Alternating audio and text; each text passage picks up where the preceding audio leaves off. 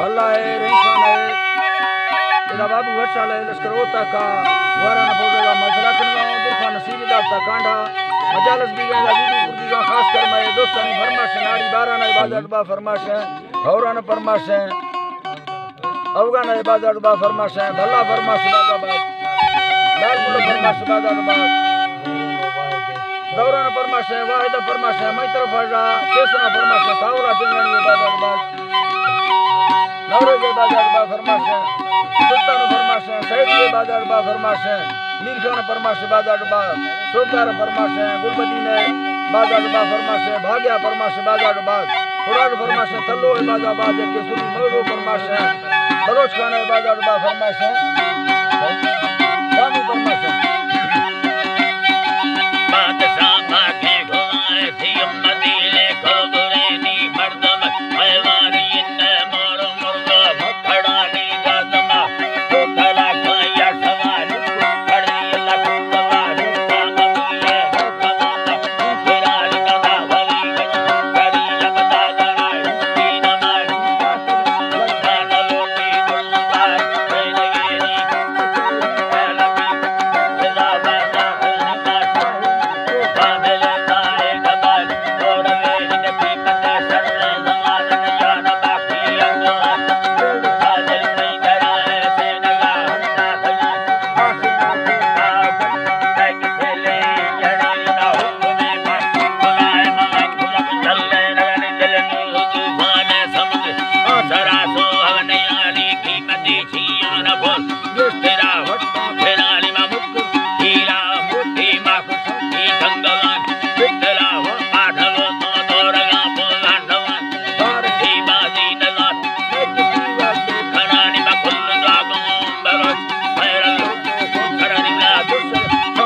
खाना लोटी गुलजार जिंदगी लगी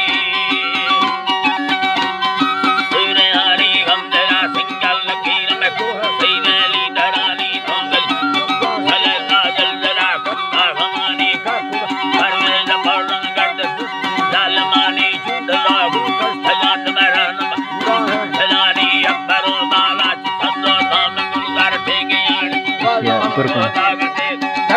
Johnny Gurgunya, pertama saya dari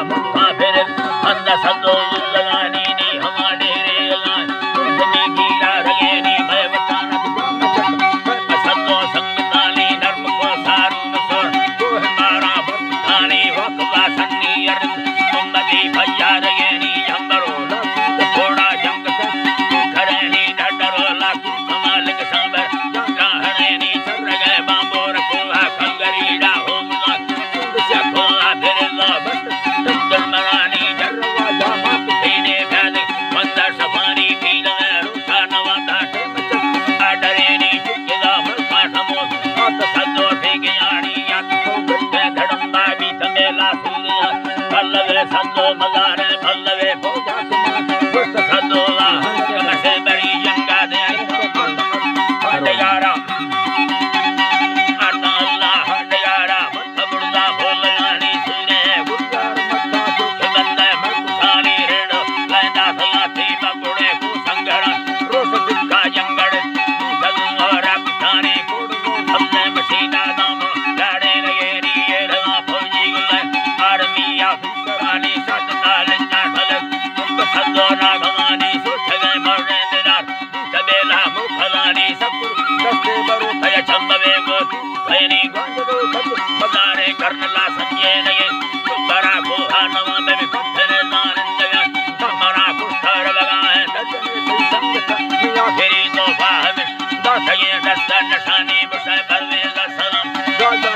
में यरानी दासला सदो मरियका मनगी सदा गोवादा संदलो चाहे पथियंगा नमन कलमले गुर्रे भड़े नोए सही रोवे